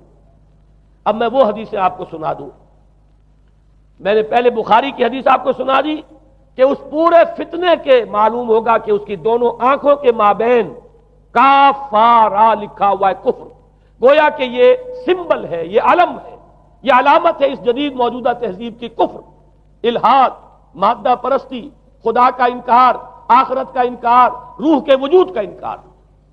اس کے بعد فرمایا یہ ابو داؤد کی روایت ہے، فواللہ، تو خدا کی قسم وہ وقت جب آئے گا، ان الرجل لآتیہ وہو یحسب انہ مومن، ایک شخص حاضر ہوگا اس کے پاس، دجال کے پاس، اور وہ شخص اپنے آپ کو مومن سمجھتا ہوگا کہ مومن ہے، فیتبعہ بما یبعث بہ الشبہات، لیکن جو شبہات اس فتنے کی وجہ سے اس کے اندر پیدا ہو جائیں گے اس کی وجہ سے وہ بھی اسی کی پیروی کرے گا۔ آج آپ عالم اسلام کا نقشہ دیکھ لیجئے، ذہنوں کے اندر جو شبہات ہیں، ایمان کے بارے میں یقین کی کیفیت کتنوں کو حاصل ہے، وہی ساری ہماری بھی ویلیوز ہیں، وہی مادی تہذیب جو ہے، آج ہم بھی اسی کے پیروکار ہیں، سمجھتے ہیں اپنے آپ کو مسلمان، سمجھتے ہیں مومن، لیکن ذرا تجزیہ کیجئے۔ اسی کو میں نے اپنے اس کتابچے میں اسلام کی نشأت ثانیہ میں تفصیل سے واضح کیا کہ در حقیقت رگ و پے میں سرایت کر گئی ہے یہ تہذیب، بظاہر جو ہے نظر آتا ہے جیسے روئے ارضی پر، زمین کے اوپر تو آپ کو کہیں اونچائی نظر آ جائے گی، کہیں نیچائی نظر آ جائے گی، کہیں پانی ہے، کہیں خشکی ہے، ذرا اوپر چلے جائیں تو ہوا ہے، ہوا کا غلاف پورے کرۂ ارضی کو اپنے اندر لیے ہوئے۔ یہی حال ہے ہر ملک میں آپ چلے جائیں، نیچے کے لوگوں میں کچھ مذہب نظر آ جائے گا تھوڑا بہت۔ ہندوستان میں بھی اگر کوئی مندروں میں جاتا تو گھٹیا آدمی جاتے ہیں، بیچارے نیچ لوگ جاتے ہیں، بڑا لوگ آدمی کوئی نہیں جاتا۔ ہمارے ہاں بھی جا کے ہوتے ہیں مساجد میں سفارا تو غریب، پردہ رکھتے ہیں اگر کوئی تمہارا تو غریب۔ شہروں میں ایک کاروباری طبقہ ضرور ایسا ہے جو نماز روزے کے ساتھ اس کا ایک شوق ہے، لیکن آپ جا کے دیکھ لیجئے دیہات کے اندر کیا حال ہے۔ تو معلوم یہ ہوا کہ نیچے تو شاید کچھ نہ کچھ فرق ہے، یہ مسلمان ملک ہے، یہ ہندو ملک ہے، یہ فلاں ملک ہے، یہ بدھ مت کا ملک ہے، لیکن اوپر چلے جائیں یعنی ہر ملک کے اوپر جو ایلیٹ ہے، جو اعلیٰ تعلیم یافتہ، جو آپ کی ملٹری اور سول بیوروکریسی ہے ٹاپ کی، وہ تو ایک ہی رنگ میں رگے ہوئے، ان کا لباس وہی، ان کا رہن سہن وہی، ان کا تمدن وہی، نام کا فرق اگر نہ ہو تو پتہ نہیں چلے گا یہ مسلمان ہے کہ ہندو ہے کہ سکھ ہے، پر پتہ چلے گا وی پی سنگھ نام ہے تو پتہ چلے گا کہ ہندو ہے، لیکن یہ کہ باقی اس کی وضاحت، اس کا لباس، اس کا اٹھنا بیٹھنا، آپ کے ہاں یہ تو کچھ عوامی دور میں آ کے کرتا شلوار جو ہے وہ آئی ہے، لیکن وہ بھی اندرون ملک ہوتی ہے، باہر جا کر ہمارے اپنے ان لوگوں کے جو لباس ہوتے ہیں آپ کو دیکھیے کہاں فرق معلوم ہو جائے گا کہ کون مسلمان ہے اور کون ہندو اور کون پارسی ہے اور کون عیسائی۔ تو معلوم یہ ہوا کہ اوپر ایک ہی گلوبل سویلائزیشن ہے جس کا دور دورہ ہے، اور اس سویلائزیشن کے ماتھے پر لکھا ہوا ہے کافارا، اس میں وہ ایمان نہیں ہے، اس میں الحاد ہے، مادہ پرستی ہے، کفر ہے۔ اس میں آخری حدیث جو میں آپ کو سنا رہا ہوں، حضور نے فرمایا آخر من یخرج الیہ النساء، اس فتنے کی طرف پیش قدمی کرنے والا آخری طبقہ ہوگا عورتوں کا۔ وہ جب اس تہذیب کی طرف لپکیں گے، یہ طبقہ جب آگے بڑھے گا، یہ جو ہمارے ہاں بھی جلوس نکلتے ہیں، شریعت کا مذاق اڑانے والے جلوس، اسلامی احکام کی نفی کرنے والے جلوس نکلتے ہیں، اور ان کے جس طریقے سے ڈسپلے ہوتا ہے اخبارات کے اندر، جتنا ان کے لیے اعزاز ہے، جتنی ان کے لیے یہاں پر تکریم ہے ہمارے معاشرے کے اندر، اس کو پیش نظر رکھیے۔ آخر من یخرج الیہ النساء حتی ان الرجل لیرجع الی امہ و ابنتہ و اختہ و عمتہ فیوثقها رباطا، یہاں تک کہ ایک بندہ مومن کا حال یہ ہو جائے گا کہ وہ دوڑے گا اور کوشش کرے گا اپنی ماں کو، بیٹی کو، بہن کو، پھپھی کو باندھ کر رکھے کہ وہ نکل نہ جائے۔ یہ حال ہو جائے گا کسی شخص کا۔ آج کتنے لوگ بے بس ہو چکے ہیں، اب وہ باندھ کر رکھنے والے بھی گویا کہ ہتھیار ڈال چکے، ورنہ یہ کہ ایک دور تھا کہ کچھ نہ کچھ باندھ کر رکھنے والے تو تھے، لیکن اب تو آزادی کی صورت آئی ہے تو باندھ کر رکھنے والے جو ہے وہ ہار مان چکے۔ اب تو آپ دیکھیں گے اچھے بھلے نظر یہ آتا ہے، داڑھی رکھی ہوئی ہے، خود جو ہے وہ مذہبی مزاج کے ہیں، لیکن بالکل بے پردہ کو خاتون جو ہے این ان کے سکوٹر کے پیچھے بیٹھی ہوئی یا ان کے کار کے اندر ان کی برابر کی سیٹ کے اوپر بیٹھی ہوئی جا رہی ہے۔ بے پردگی، یہ اباحیت، ہمارے اخبارات کا جو حال ہے اس کو دیکھیے۔ خدا کے لیے یہ رنگین صفحات بند کرو، لیکن مجال ہے جو کسی کے کان پر جوں تک نہیں ہوئی۔ لہذا حدیث کے الفاظ نوٹ کیجئے، آخر من یخرج الیہ النساء، اس فتنے کی طرف پیش قدمی کرنے میں آخری طبقہ جو ہوگا وہ خواتین کا ہوگا۔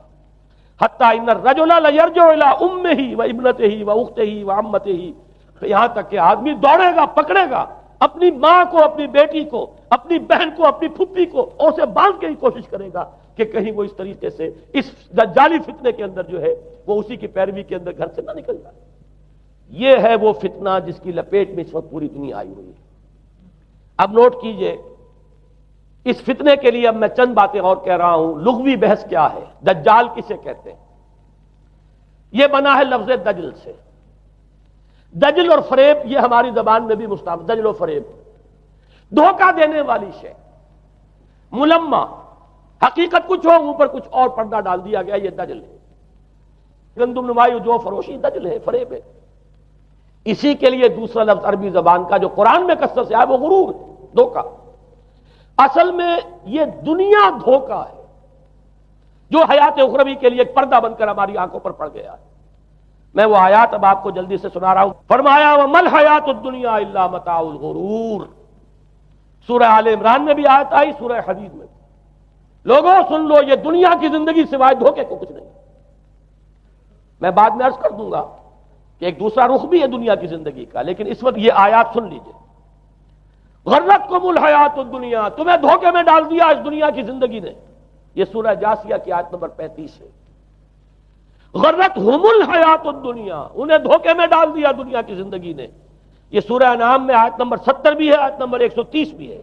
تیسری مرتبہ سورہ اعراف میں آیت نمبر 51 ہے، اور 2 مرتبہ سورہ لقمان اور سورہ فاطر میں آیا فَلَا يَغُرَّنَّكُمُ الْحَيَاةُ الدُّنْيَا وَلَا يَغُرَّنَّكُمْ بِاللَّهِ الْغَرُورُ، دیکھو لوگوں کہیں تمہیں دنیا کی زندگی دھوکے میں نہ ڈال دے۔ یہ دنیا کی زندگی جو ہے دھوکہ بن کر ایک فریب کا پردہ ہمارے آنکھوں پر ڈالتی ہے کہ یہ ہمارا مطلوب مقصود، اسی کے لیے بھاگ دوڑ، اسی کو بنانا سنوارنا۔ وہ جو میں عرض کر چکا ہوں، 3 چیزوں کے مقابلے میں 3 چیزوں کی اہمیت۔ حیات دنیاوی جب مطلوب بن جائے، حیات دنیاوی جب انسان کی اصل محبوب بن جائے، تو گویا کہ حیات اخروی اب نگاہوں سے اوجل ہو گئی، آنکھ اوجل پہاڑ اوجل۔ یہی ہے اصل دجل، یہی ہے اصل فریب۔ آیات اور سنیے، سورہ اعلیٰ، بل تؤثرون الحیات الدنیا والآخرۃ خیر وابقیٰ، لوگوں تمہاری گمراہی کی اصل جڑ بنیاد کیا ہے؟ تم دنیا کی زندگی کو ترجیح دیتے ہو جبکہ آخرت بہتر بھی ہے اور باقی رہنے والی بھی۔ کلا بل تحبون العاجلہ وتذرون الآخرہ، کوئی نہیں، تمہارا اصل مرض یہ ہے کہ تم اس عاجلہ سے جو موجود ہے، سامنے ہے، نقد ہے، اس سے محبت کرتے ہو، اور آخرت کو تم نے تج دیا ہے، چھوڑ دیا ہے۔ یہ سورہ قیامہ اور اس سے اگلی سورت جو ہے وہ آپ کے علم میں ہے، سورۃ الدہر، اس میں فرمایا گیا ان ہؤلاء یحبون العاجلۃ ویذرون وراءہم یوما ثقیلا، ان لوگوں کا اصل مرض یہ ہے، یہ اس عاجلہ کو پسند کرتے ہیں، اس سے محبت کرتے ہیں، اور پیچھے وہ جو بھاری دن آنے والا ہے اس کا خیال انہوں نے دل سے نکال دیا. یہ ہے در حقیقت اصل فساد، اصل فتنہ، اصل گمراہی. 100 خرابیوں کی جڑ ایک خرابی. اب اسی کا ایک نتیجہ نکلتا ہے، یہ دنیا جتنی حسین بنتی چلی جائے گی اتنا ہی فتنہ شدید سے شدید تر ہوتا چلا جائے گا. یہاں جتنی آسائشیں ہوں گی اتنا ہی آپ پر غفلت کا پردہ طاری ہو جائے گا. اور آپ کو معلوم ہے کہ اس پوری سائنٹیفک جو بھی ڈیولپمنٹ ہے اس کا حاصل کیا ہے. یورپ میں جائیے واقعتاً دنیا بڑی حسین بن چکی ہے. امریکہ میں جائیے واقعتاً بہت حسین دنیا ہے. ابو ظبی میں جائیے بڑی حسین نظر آئے گی دنیا. کارنیشز جس طریقے کے آباد ہیں. یہ دنیا کا حسن جتنا بڑھے گا اتنا ہی یہ آنکھوں پر اور بھاری پردہ ڈال دے گی، آخرت سے آپ کو غافل کر دے گی. یہی دجل ہے، یہی فریب ہے، یہی فتنہ دجالی ہے. یہی وجہ ہے. دیکھیے یہ جو آیات آج میں بیان کر رہا تھا اس میں آخر میں فرمایا انا جعلنا ما علی الارض زینۃ اللہ لنبلوہم ایہم احسن عملا. ہم نے اس زمین کے اوپر جو کچھ ہے اسے اس کا بناؤ سنگھار بنا دیا ہے، زینت بنا دیا ہے، تاکہ ہم جانچیں پرکھیں امتحان لیں کون ہے اچھے عمل کرنے والا. یعنی رخ روشن کے آگے شمع رکھ کر وہ یہ کہتے ہیں ادھر جاتا ہے دیکھیں یا ادھر پروانہ آتا ہے. اللہ تعالیٰ نے اسی امتحان میں ہمیں ڈالا ہے. اس دنیا کی یہ زینت ہے، زیبائش ہے، آرائش ہے، چمک دمک ہے، یہاں کی رونقیں ہیں. ان کو دیکھ کر آدمی ہل جاتا ہے، انہی کے پیچھے پڑ جاتا ہے. حلال سے حرام سے، جائز سے ناجائز سے، صحیح سے غلط سے، جس طرح بھی ہو یہ رونقیں میں بھی زیادہ سے زیادہ اپنے گھر میں لے آؤں، میں بھی اپنے ہاں وہ آسائشیں فراہم کر لوں، میں بھی یہ تمام چیزیں جو ہے جمع کر لوں. اسی کے لیے انسان اپنا نہ صرف یہ کہ پوری زندگی کا اثاثہ اسی میں انویسٹ کر بیٹھتا ہے بلکہ دیانت، شرافت، ان سب کو بھی داؤ پر لگا دے. انا جعلنا ما علی الارض زینۃ اللہ لنبلوہم ایہم احسن عملا. ہم نے زمین کے اوپر جو کچھ ہے اسے اس کا زیور بنا دیا ہے، سنگھار، تاکہ ہم ذرا آزمائیں ان کو کہ آیا یہاں کے ہی اسی حسن کے اندر، اسی رعنائی کے اندر گم ہو کر رہ جاتے ہیں یا اس حسن ازلی تو اللہ تعالیٰ کا جلال و جمال یہ اس کے طالب بنتے ہیں. یہ ہے در حقیقت امتحان. اسی کو جیسے کہ حدیث میں بھی آیا تھا، شروع کی آیات اور آخری آیات، آخری رکوع میں فرمایا قل هل ننبئکم بالاخسرین اعمالا. اے نبی ان سے کہیے کیا ہم تمہیں بتائیں اپنی زندگی کی جد و جہد میں، بھاگ دوڑ میں سب سے زیادہ خسارے میں کون رہے؟ الذین ضل سعیہم فی الحیاۃ الدنیا وہم یحسبون انہم یحسنون صنعا. وہ لوگ کہ جن کی بھاگ دوڑ، جن کی محنت، جن کی کوشش وہ دنیا کی زندگی ہی میں بھٹک کر رہ گئی اور وہ اپنے کہیں یہ سمجھتے رہے کہ ہم بڑے کامیاب ہو رہے ہیں، بہت اچھے کام کر رہے ہیں، ہم نے اتنی ترقی کر لی، ہم نے یہ کچھ بنا لیا، میں نے یہ جائیداد بنا لی، میں نے یہ کچھ مقام حاصل کر لیا. لیکن مطلوب و مقصود دنیا. ضل سعیہم فی الحیاۃ الدنیا. انہوں نے دنیا کی زندگی ہی کے اندر اپنی ساری سعی و جہد کو بھٹکا کر رکھ دیا. میں اس کا جو دوسرا رخ بتانا چاہتا تھا وہ ایک حدیث کے حوالے سے ہے. اگر آخرت مطلوب و مقصود رہے تو یہ دنیا آخرت کی کھیتی بن جاتی. حضور نے فرمایا دنیا مزرعۃ الآخرہ. اگر تمہارا مطلوب و مقصود آخرت ہے تو پھر یہ دنیا کے اندر یہ کھیتی ہے، بو گے یہاں تو وہاں کاٹو گے.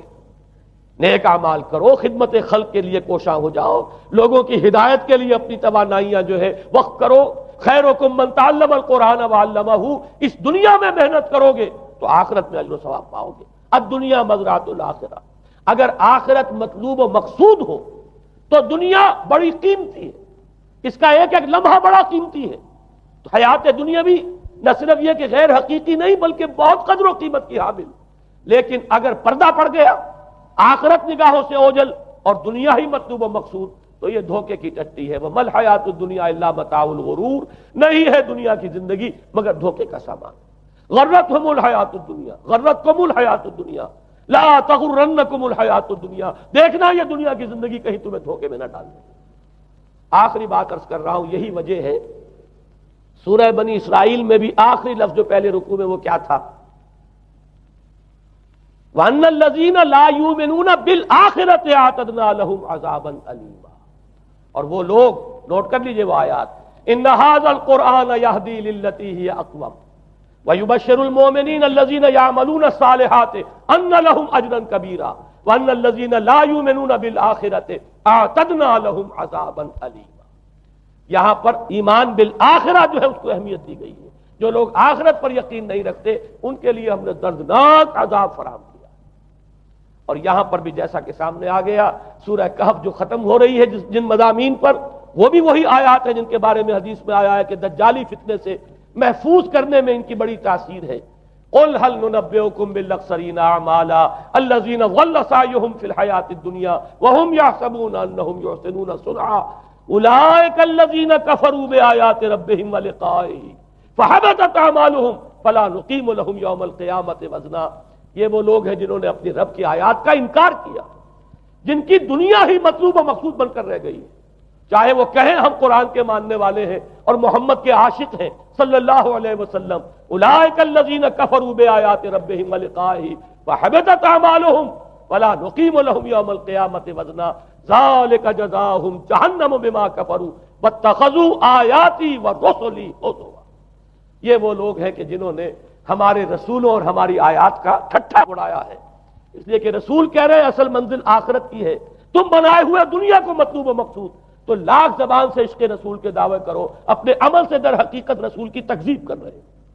اللہ تعالی ہمیں ان سے محفوظ رکھے اور اصل حقیقت ہماری نگاہوں پر منکشف ہو، اور یہ دنیا ہماری نگاہوں پر پردہ نہ پڑ کر رہ جائے، آخرت سے اور اللہ سے ہمیں محجوب نہ کر دے، اس لیے کہ یہی اصل دجالی فتنہ ہے۔